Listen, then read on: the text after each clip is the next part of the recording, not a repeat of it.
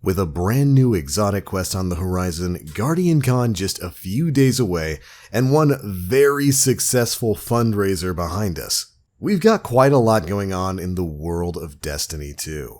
What's going on, Guardians? My name is the Black Link, and tonight is Thursday, June 27th, 2019, the final Thursday of the month. And you all know by now that means we're going to be covering another issue of the Bungie Weekly Blog, This Week at Bungie, going over the biggest bits of news and information found therein.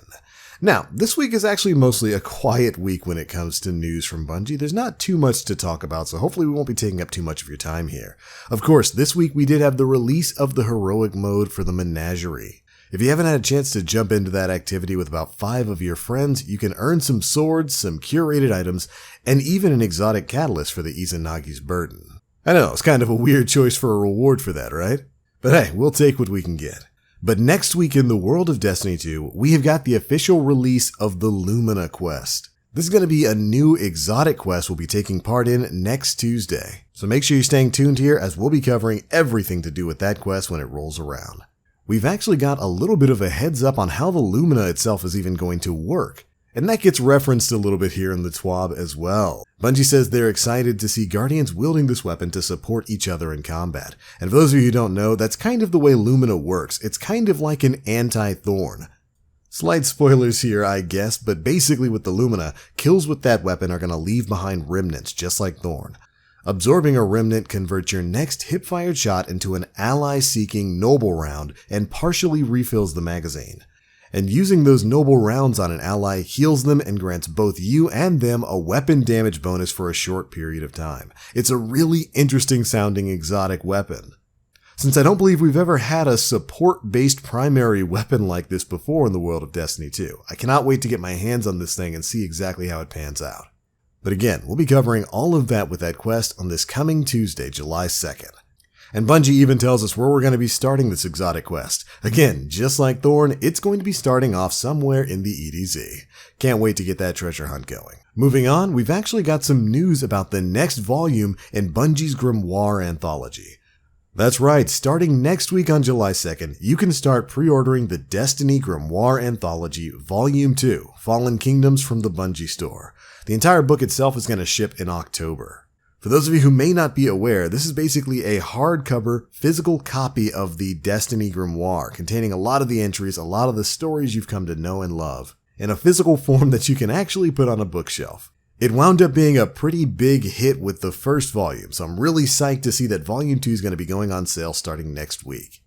It's a definite must-have for you lore buffs out there. Additionally, Bungie is also going to be offering a new Consult the Archives emote in the Eververse store for all of you lore lovers out there. If you choose to purchase this emote in-game and are signed up for Bungie rewards, it's going to get you 20% off of the new Grimoire. You'll just need to make sure you visit bungie.net/rewards and redeem your discount starting on July 2nd at 10 a.m. Pacific time. You're going to have until 11:59 p.m. on July 9th to redeem this limited time offer. And then we get a neat little look at this brand new emote itself. I gotta say, it's pretty cool looking.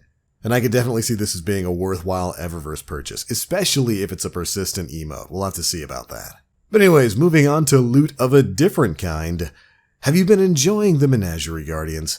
Well, have you been enjoying the Menagerie with that infinite chest spam? I hope so, and I hope you get your time out of it because it's getting addressed sometime soon. That's right, they're finally going to do something about the chest spam in the Menagerie. Here's what they had to say. When Season of Opulence began, we watched as players quickly discovered a bug in how the Menagerie's final chest granted rewards.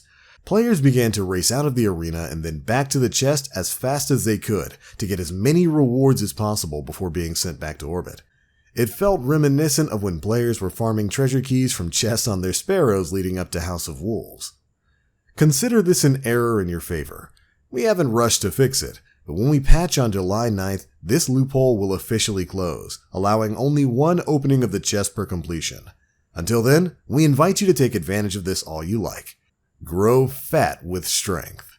Well, we knew this wasn't gonna last forever, so make sure you get your perfectly rolled Austringer, your perfectly rolled Epicurean, beloved, your perfectly rolled Imperial Decree before the update on July 9th. Because when that date rolls around, the infinite chest spam will no longer be a thing. And I gotta say, it's kind of weird at this point. I'm glad that they're bringing this up and that they're letting us know well ahead of time that they're going to be patching this. I'm very happy that they didn't, rush out of their way to kind of crunch out a fix for that super quickly.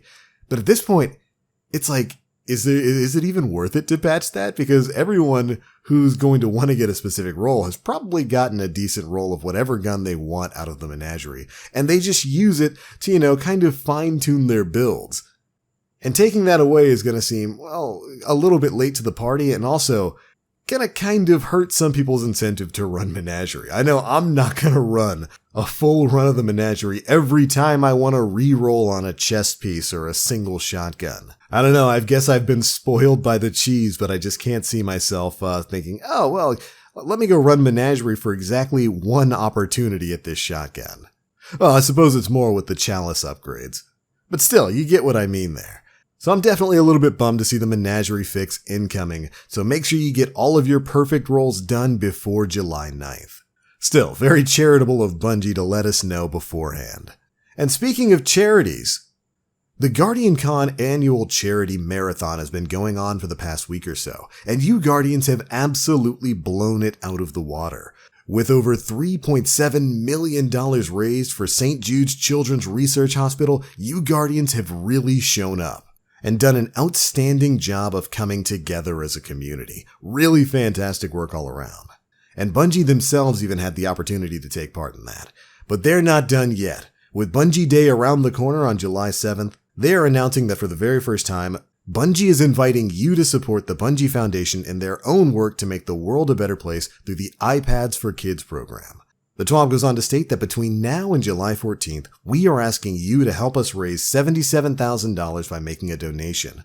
By contributing, you will play a direct role in providing hospitalized children with age-appropriate and therapeutic entertainment for distraction, play, and a sense of normalcy while facing some tough and scary illnesses. And there's even going to be a reward in it for you. Donors who contribute $50 or more between now and July 14th at 11:59 p.m. will receive a unique redeemable code for the System of Peace emblem. So you're going to get some in-game swag to show off to your friends. This is definitely a worthwhile endeavor, and with all the great things that the Destiny community has done thus far, I'm sure we're going to knock it out of the park. So be aware of that starting up in the next few weeks. But alright Guardians, that's actually pretty much it for this week's issue of the Bungie Weekly Blog, This Week at Bungie.